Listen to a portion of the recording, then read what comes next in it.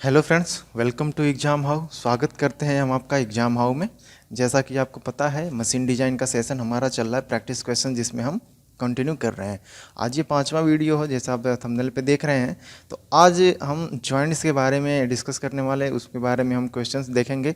जैसा कि हम आपको एक बार दिखा देते हैं यहाँ पे कितने क्वेश्चंस हैं, आप देख लेना। और इस पहले हम क्या करेंगे कि जो भी फॉर्मूले वगैरह हैं, जो इंपॉर्टेंट टर्म्स वगैरह हैं, उनके बारे में सबसे पहले हम क्या करते हैं, एक बार रिवीजन कर लेते हैं। तो फर्स्ट ऑफ ऑल हम स्टार्ट करते हैं रिवेटेड जॉइंट के बारे में। ठीक है, हम पढ़ेंगे पहले रिवेटेड जॉइंट के बारे में, ये होता क्या है। ठीक है, रिवेटेड जॉइंट के बारे में। अब देखो, बात जब रिवेटेड जॉइंट की आती है तो ये जॉइंट दो तरीके से किया जाता है। और ये डिपेंड करता है कि जो प्लेट्स होती हैं उनको किस तरीके से अरेंज किया जाता है। ठीक है, तो पहला होता है लैप जॉइंट होता है, ठीक है, और दूसरा होता है हमारा बट जॉइंट होता है। ठीक है, लैप जॉइंट और बट जॉइंट, ये दो तरह के जॉइंट होते हैं इसमें। ये आपको पता होगा, लैप जॉइंट और बट जॉइंट के बारे में जरूर आपको पता होगा ये किस तरीके से होता है।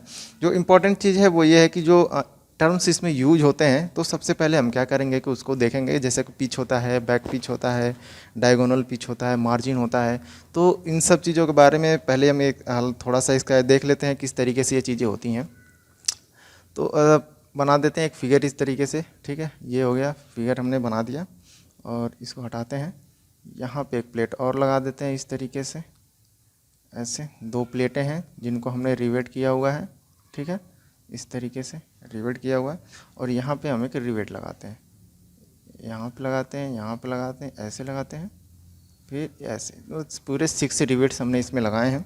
ठीक है, इसका जो इम्पोर्टेंट टर्म्स होते हैं कि जैसे कि पिच क्या होता है। ठीक है, पिच क्या होता है, बैक पिच क्या होता है। तो देखो, पिच क्या होता है कि ये जो पहला रिवेट आपको दिख रहा है, ठीक है, इनका जो सेंटर है और जो दूसरे उसके कॉन्जिक्यूटिव, मतलब ठीक उसके बाद वाला जो रिवेट होता है और जो उसका सेंटर होता है, उसके बीच का जो डिस्टेंस होता है, उसी को हम क्या बोलते हैं, पिच बोलते हैं। ठीक है, उसको हम क्या बोलते हैं, पिच बोलते हैं। इन दोनों जो रिवेट्स हैं, इनके बीच के जो डिस्टेंस होते हैं। ठीक है, ये पहला टर्म्स होगा। दूसरा होता है बैक पिच क्या होता है। तो देखो, बैक पिच क्या होता है कि ये कि ना परपेंडिकुलर डिस्टेंस होती है किसके बीच में, किस ये जो सेंटर लाइन है इनका, इनका जो सेंटर लाइन है, देखो परपेंडिकुलर डिस्टेंस तो पिच भी होता है। ये इनका जो सेंटर लाइन है, इसको ऐसे मिला देते हैं।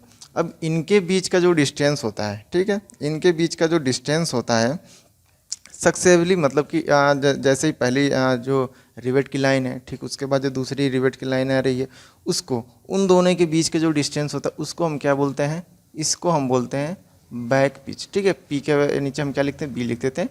तो ये क्या डिनोट करता है, बैक पिच। ये हो गया बैक पिच। नेक्स्ट उसके बाद से आता है डायगोनल पिच। तो डायगोनल पिच क्या होता है कि अब दो जो पिच हैं, ये जो रिवेट हैं, इनको क्या डायगोनली हम इस तरीके से अगर मिला देते हैं ऐसे, ठीक है, इनको क्या करते हैं, डायगोनली ऐसे मिला दें। अब इनके बीच की जो सेंटर के बीच की जो डिस्टेंस है, इसी को हम क्या बोलते हैं, डायगोनल पिच बोलते हैं। ठीक है, इसको हम पीडी से डिनोट करते हैं। इसको क्या बोलते हैं, डायगोनल पिच बोलते हैं। और इसको हम क्या करते हैं, पीडी से डिनोट करते हैं। अब जो एक इम्पॉर्टेंट टर्म्स होता है, मार्जिन होता है। तो मार्जिन के बारे में भी देखते हैं। देखो, मार्जिन हो और इसको एक और नाम से जाना जाता है, मैं आपको बताऊंगा जब क्वेश्चन कराऊंगा कि और किस नाम से इसको जाना जाता है। मार्जिन क्या होता है कि आप यहाँ पे देखो, जो लास्ट वाली रो है रिविट की, और उसके बाद से जो नियरेस्ट एज है, ठीक है, जो रिविट के पास की जो नियरेस्ट एज होती है, इसके बीच की जो डिस्टेंस होती है, इसकी सेंटर लाइन और नियरेस्ट एज की जो इस प्लेट की नियरेस्ट एज की जो इसके बीच में जो गैप होता है, गैप नहीं, मतलब इसके बीच की जो डिस्टेंस होती है, उसी को हम क्या बोलते हैं, मार्जिन बोलते हैं। और इसको स्मॉल m से डिनोट करते हैं। ठीक है, अब यहाँ तक तो थोड़ा बहुत जो टर्म्स हो गए थे, जैसे बैक पिच हो गया, डायगोनल पिच हो गया, पिच हो गया, मार्जिन हो गया, ये थोड़े इंपॉर्टेंट टर्म, क्योंकि ये फार्मूले में क्या होता है कि इस्तेमाल होते हैं, ये यूज होते हैं फार्मूले में, इस वजह से ये मैंने आपको बताया। इसके बाद देखो, इसमें 3 तरह के फेल्योर होते हैं। कितने तरह के होते हैं, 3 तरह के देखो फेल्योर होते हैं। जो पहला होता है, पहला फेल्योर होता है, वो होता है टीयरिंग फेल्योर होता है। ठीक है, दूसरा होता है सीयरिंग फेल्योर होता है। क्या होता है, सीयरिंग फेल्योर होता है। और जो थर्ड टाइप का होता है वो होता है क्रशिंग होता है। ठीक है, तो क्रशिंग फेल्योर, इस तरीके से 3 इसमें फेल्योर होते हैं, इनके रिविट्स में 3 फेल्योर होते हैं। और इन्हीं के ऊपर हम क्या करेंगे, डिस्कस करेंगे, थोड़े से इसके जो फॉर्मूले हैं वो देखेंगे। तो अब देखो, जो टीयरिंग फेल्योर होता है, टीयरिंग फेल्योर में क्या होता है कि इसमें जो टीयरिंग रेसिस्टेंस होता है वो कितना होता है, टीयरिंग रेसिस्टेंस होता है, इसको हम करते हैं पीटी से डिनोट करते हैं। ठीक है, पिच माइनस रिविट का diameter into thickness of plate. ठीक है, थिकनेस ऑफ प्लेट इंटू कर देंगे हम, यहाँ पे हो जाएगा आपका टेंसाइल स्ट्रेस। ठीक है, क्या हो जाएगा, टेंसाइल स्ट्रेस। तो ये हो गया टीयरिंग फेल्योर। उसके बाद बात करते हैं शेयरिंग फेल्योर का। शेयरिंग फेल्योर का देखो क्या होता है कि इसको डिनोट करेंगे पी एस से, ठीक है, P S equal to N. ये देखो सिंगल शेयर की हम बात करें, इसमें देखो डबल शेयर के लिए अलग होता है, सिंगल शेयर के लिए अलग होता है, वो डिफरेंस हम आपको बताएंगे। तो ये सिंगल शेयर के लिए, और एन क्या है, एन है आपका number of rivet per pitch length. N क्या है, number of rivet per pitch length into π/4 D square into shear stress, ठीक है। ये हो गया अलाउबल शेयर स्ट्रेस। तो ये हो गया हमारा शेयरिंग स्ट्रेस। थर्ड है हमारे पास क्रशिंग स्ट्रेस, और क्रशिंग स्ट्रेस का फॉर्मूला होता है आपका पीसी से इसको डिनोट करते हैं। इसको लेते हैं number of rivet per pitch length into diameter of rivet into thickness of plate into ये होगा परमिसिबल क्रशिंग स्ट्रेस, ठीक है। इसको हम क्या बोलते हैं, सिग्मा सी लिखते हैं, क्रशिंग स्ट्रेस। तो ये 3 तरह के इसमें फेल्योर होते हैं, और इसको याद रखना, मैं आपको बताता हूँ। ये सिंगल शेयर के लिए। डबल शेयर के लिए हम क्या करेंगे कि यहाँ पे 2 का मल्टीप्लाई कर देंगे, ठीक है। डबल शेयर के लिए हम क्या करेंगे, यहाँ पे 2 का मल्टीप्लाई कर देंगे। अब ये डबल शेयर के लिए हो गया। तो ये 3 फॉर्मूले हैं। अगर इनकेस आपको अगर क्वेश्चन में मार्जिन की वैल्यू ना दी गई हो, ठीक है, जैसे कि यहाँ पे आप देख रहे हो, अगर या फिर मार्जिन दे दिया गया हो और रिवेट की डायमीटर ना दिए हुए, और टीयरिंग फेल्योर की अगर बात करता हो, तो एक छोटा सा इसका मार्जिन और रिवेट का जो डायमीटर उनके बीच में एक रिलेशन होता है, तो उसको आप जरूर लिख लेना। मार्जिन इक्वल टू होता है 1.5 डी, ठीक है, डायमीटर ऑफ रिवेट। तो ये छोटा सा एक रिलेशन है, ये आपको ध्यान रखना है। इसके बाद बात करते हैं इसी रिवेट जॉइंट में कि इफ़िशियंसी, ठीक है, इफ़िशियंसी की हम बात करें कि इफ़िशियंसी ऑफ रिवेट का कितना होगा। इसके बाद से जैसे ये थोड़ा सा फिनिश हो जाता है, तो उसके बाद हम क्या करेंगे, क्वेश्चंस करेंगे। इफ़िशियंसी ऑफ रिवेट, ठीक है, रिवेट इफ़िशियंसी क्या होता है। इफ़िशियंसी का देखो फार्मूला होता है कि जो भी आपका शेयरिंग रेसिस्टेंस है, ठीक है, क्रशिंग रेसिस्टेंस है, और उसके बाद से टीयरिंग रेसिस्टेंस है, इन तीनों में से जो सबसे छोटा होगा, ठीक है, लीस्ट जो सबसे छोटा होगा, और उसको हम किससे डिवाइड कर देंगे। उसके बाद हम डिवाइड करेंगे कि जो प्लेट है उसमें अनरिवेटेड जो स्ट्रेंथ होती है, या फिर अनरिवेटेड जो स्ट्रेंथ है उससे हम क्या करेंगे, डिवाइड कर देंगे, ठीक है। तो जो अनरिवेटेड स्ट्रेंथ होती है प्लेट की, जिसमें मतलब बिना रिवेट किए हुआ, जिसको हम क्या बोलते हैं, यहाँ पे मैं आपको लिख देता हूँ, स्ट्रेंथ ऑफ द अनरिवेटेड प्लेट, ठीक है, अनरिवेटेड प्लेट। और ये कितना वाली ये होती है आपकी, ये होती है आपकी पी, जो उसमें लोड होता है P into thickness into tensile stress, ठीक है। तो ये होता है, इसकी वैल्यू ये होती है। इस तरीके से हम क्या फाइंड आउट कर सकते हैं कि इसका जो भी इफ़िशियंसी है, ठीक है, उसका हम जॉइंट का जो इफ़िशियंसी है वो हम इसे फाइंड आउट कर सकते हैं। तो ये ऑल अबाउट हो गया, जो रिवेट्स के बारे में हो गया। इसके बाद थोड़ा सा एक टर्म्स आता है बॉयलर जॉइंट्स के बारे में भी होता है। तो बॉयलर जॉइंट्स का जो इफ़िशियंसी हो गई, या फिर जो डायमीटर होता है रिवेट से किस तरीके से कैलकुलेट करते हैं, मे बी वो आपको मैं क्वेश्चंस कराते वक्त ही बता दूंगा, तो ज़्यादा बेटर होगा। जो भी सर क्वेश्चन जब हम करेंगे, तो उसमें 1 बाय 1 करके जिस तरीके से क्वेश्चंस आएंगे, मैं आपको वो चीज़ें बताता रहूँगा। तो स्टार्ट करते हैं। और देखिए यहाँ पे ढेर सारे मैंने क्वेश्चंस लगा रखे हैं, ये रहे। ये जो भी क्वेश्चंस है ये आपको करने हैं। एक बार आप क्वेश्चन को रीड करो कि which of the following combination can be used for permanent fastening, ठीक है। परमानेंट फास्टेनिंग की बात कर रहा है कि ऐसा कौन सा कॉम्बिनेशन जो परमानेंट फास्टेनिंग के लिए इस्तेमाल होता है। तो देखो परमानेंट फास्टेनिंग के लिए क्या करते हैं कि सबसे पहला तो आपको जो अच्छा और बहुत गुड स्ट्रेंथ प्रोवाइड करता है वेल्ड जॉइंट होता है, ठीक है। तो वेल्ड जॉइंट देखो सारे में दे रखा है, ठीक है, तो वेल्ड जॉइंट होता ही है। परमानेंट के लिए आपका रिवेटेड जॉइंट भी होता है, ठीक है, सारे में दे रखा है रिवेटेड जॉइंट। अब आपको डिफरेंस आउट करना है कि क्वार्टर जॉइंट, कीज, ब्रेस्ट और नकल जॉइंट, इन सब में क्या करना है आपको फाइंड आउट करना है कि इसमें क्या डिफरेंस होगा, या फिर कौन सा होगा जो परमानेंट जॉइंट कहता है। तो यहाँ पे आप देखो, तो ऑप्शन नंबर जो सी है, ऑप्शन नंबर सी ये करेक्ट होगा, क्योंकि यहाँ पे वेल्डेड जॉइंट है, रिवेटेड जॉइंट, और जो ब्रेस्ट जॉइंट होता है ये भी क्या है, परमानेंट फास्टेनिंग ये भी होता है। इस वजह से हम इसको सारे को क्या कहते हैं। अब की है, की भी देखो परमानेंट जॉइंट नहीं होता है, परमानेंट फास्टेनिंग नहीं होता है, क्वार्टर जॉइंट भी नहीं होता है, नकल भी नहीं होता है, सिर्फ ब्रेस्ट जॉइंट जो होता है ये क्या होता है, परमानेंट फास्टेनिंग होता है, परमानेंट जॉइंट होता है। तो ये जो कॉम्बिनेशन आप देख रहे हो ऑप्शन नंबर सी में, ये क्या है, ये राइट आंसर है, ठीक है। मूव करते हैं नेक्स्ट क्वेश्चन की तरफ। और ये नेक्स्ट क्वेश्चन आपके पास है, अब इसको थोड़ा सा पढ़ो, रीड करो, उसके बाद से आप इसे करने की कोशिश करें। इसमें पूछ रहा है कि the function of rivets in the joint to provide, ठीक है, फंक्शन इसमें बताना है। ऑप्शन दे रखे हैं ओनली स्ट्रेंथ, या फिर स्ट्रेंथ प्रोवाइड करता है। ऑप्शन बी बोला है ओनली टाइटनेस, या फिर सिर्फ टाइटनेस को प्रोवाइड करता है। ऑप्शन सी है ओनली स्ट्रेंथ और टाइटनेस दोनों को प्रोवाइड करता है, या फिर नन ऑफ दीज, इन दोनों में से जो भी 4 ऑप्शन है आपको इनमें से एक सेलेक्ट करना है।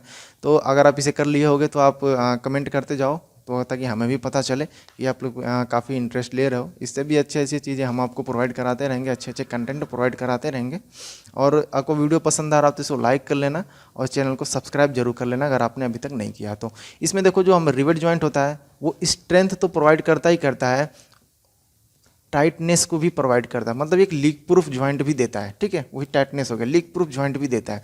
तो ऑप्शन सी देखो, इसमें ऑप्शन सी सही होगा क्योंकि इसमें दोनों दे रखा है। ठीक है, तो ये भी प्रोवाइड करता है, स्ट्रेंथ भी और टाइटनेस भी देता है, तो इसको हम क्या बोलते हैं, रिवेट जॉइंट। ये सारी चीज़ें मतलब रिवेट जॉइंट की ये प्रॉपर्टी हो गई और आपको ये ऑप्शन नंबर सी सही हो गया।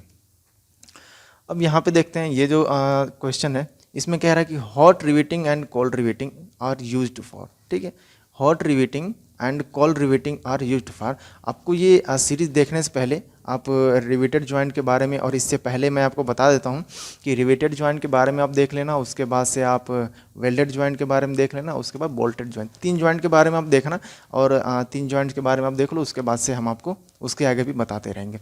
तो अभी ये आपको करना है क्वेश्चन कि हॉट रिवेटिंग और कोल्ड रिवेटिंग अगर आप जानते होगे तो आप इसको आंसर कर सकते हो, आपको जानना चाहिए। काफ़ी ये सबसे ईजीएस्ट चैप्टर है ये रिवेटिंग का या फिर वेल्डेड जॉइंट का, बहुत ही ईजी है और ये बहुत ही ईजीएस्ट क्वेश्चन है। आपको ये चीज़ें बहुत ज़रूर पता होनी चाहिए। ठीक है, आपको इसमें से फाइंड आउट करना है कि हॉट रिवेटिंग और कोल्ड रिवेटिंग किस चीज़ के लिए यूज किया जाता है। ठीक है, देखो मैंने अभी थोड़ी देर पहले ही आपको बताया था कि ये रिवेटिंग क्या होता है, लीक प्रूफ के लिए होता है। ठीक है, तो आप देख लो यहाँ पे लीक प्रूफ जॉइंट के लिए हॉट रिवेटिंग होता है और स्ट्रक्चरल जॉइंट के लिए कोल्ड रिवेटिंग होता है। ठीक है, ये आपको समझना चाहिए कि लीक प्रूफ जॉइंट के लिए हॉट रिवेटिंग का इस्तेमाल करते हैं और कोल्ड रिवेटिंग स्ट्रक्चरल जॉइंट के लिए होता है। तो ऑप्शन बी क्या है, ये सही हो जाएगा। ठीक है, ऑप्शन बी क्या है, सही है।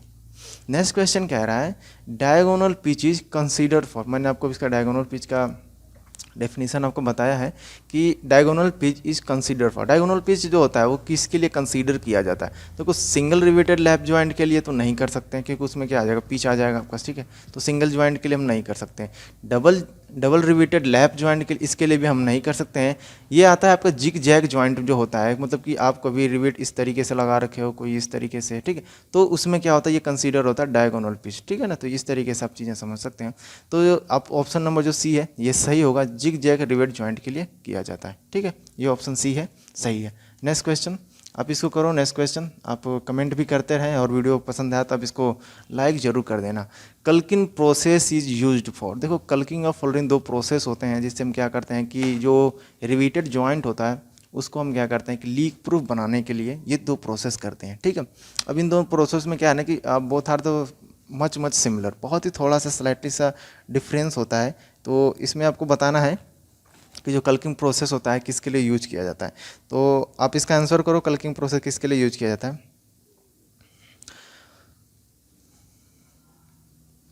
इसमें देखो कल्किंग का प्रोसेस हम इसलिए यूज करते हैं क्योंकि हमें जॉइंट को क्या बनाना होता है, लीक प्रूफ बनाना होता है। ठीक है, जॉइंट क्या बनाना होता है, लीक प्रूफ जॉइंट बनाना होता है। इस वजह से हम क्या करते हैं, इस प्रोसेस का यूज करते हैं। ठीक है, तो इसमें जो ऑप्शन नंबर बी है वो क्या है, सही है। ठीक है, ये स्ट्रेंथ के लिए प्रोवाइडिंग स्ट्रेंथ नहीं, ये नहीं होता है रिवेट, इसके लिए तो होता नहीं है।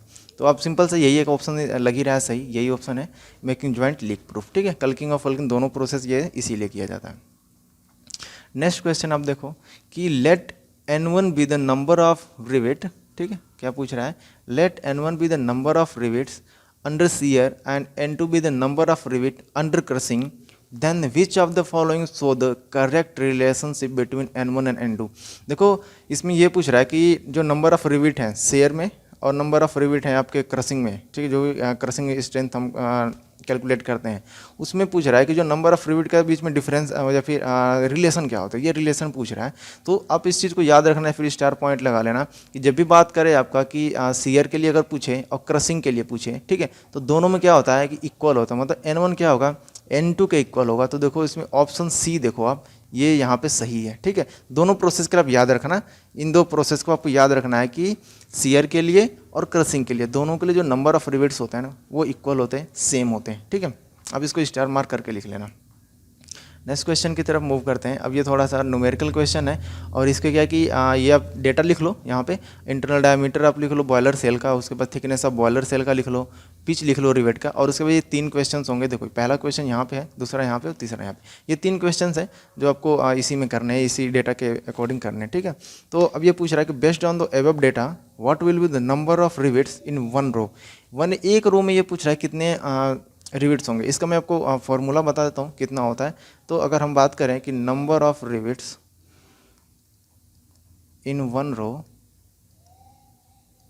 क्या होता है, पाई डी, क्या होता है, pi D minus T divided by P, ठीक है। तो ये होता है फॉर्मूला होता है आपका नंबर ऑफ रिविट्स। अगर आपको कैलकुलेट करना है तो यहाँ पे इस तरीके से फॉर्मूला होता है। यहाँ पे आप इसको क्या करो, प्लस कर लो, ठीक है, माइनस नहीं होता है, प्लस होता है, आप इस तरीके से कर लो।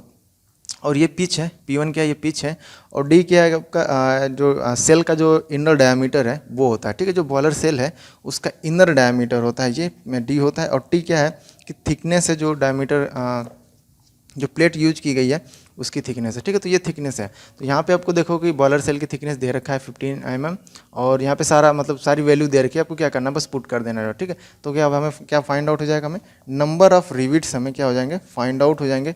किस तरीके से हम कैलकुलेट कर लेंगे, ठीक है। वैल्यू आप यहाँ पे पुट करना, तो नंबर ऑफ रिविट्स कितना है, पाई, डायमीटर ऑफ सेल कितना दे रखा है 150 सेंटीमीटर, आप इसको 150 mm में कर लेना, ठीक है। सेंटीमीटर को आप mm में कर लेना। टी की वैल्यू पुट करना 15 mm में, या फिर किसी को कर लेना इसमें। और पिच कितना दे रखा है आपका 90 mm, ठीक है। तो आप क्या करना कि इसको mm में कर लेना, ठीक है, सबसे ज़्यादा बेटर होगा कि 150 को क्या करना है, mm में करना।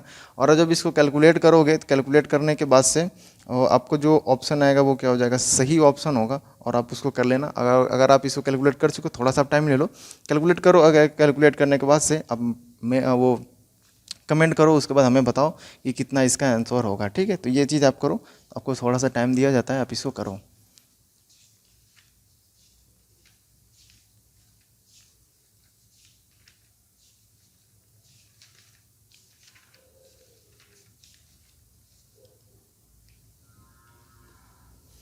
अगर आपने इसे कर लिया होगा तो अप्रोक्स जो इसका आंसर आएगा वो आपका आएगा 53, ठीक है। 53 के अप्रोक्स आएगा, जो ऑप्शन नंबर सी हो क्या होगा, सही होगा।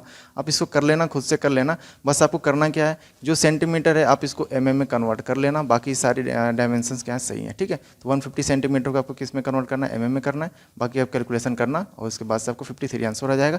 ये करेक्ट आंसर है, सही आंसर है। नेक्स्ट क्वेश्चन की तरफ मूव करते हैं। ये क्या बोल रहा है, what will be the efficiency of circumferential joint, ठीक है। ये सर्कमफ्रेंशियल ज्वाइंट के बारे में पूछ रहा है, और इसकी इफिशिएंसी कितनी होगी ये पूछना, ये चाह रहा है।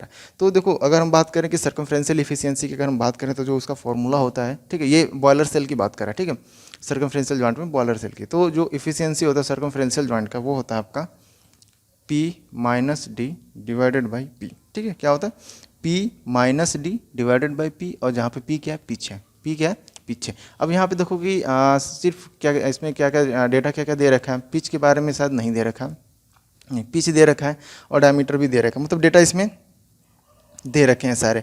और आपको बॉयलर सेल का डायमीटर दे रखा है, मतलब आपको कैलकुलेट क्या करना है, यहाँ से आपको कैलकुलेट करना है जो रिवेट होगा उसका डायमीटर। तो उसका क्या डायमीटर होगा, रिवेट के डायमीटर के लिए फॉर्मूला होता है जो आपको काफ़ी फेमिलियर हो गए, और यूरोपियन फार्मूला उसको बोलते हैं।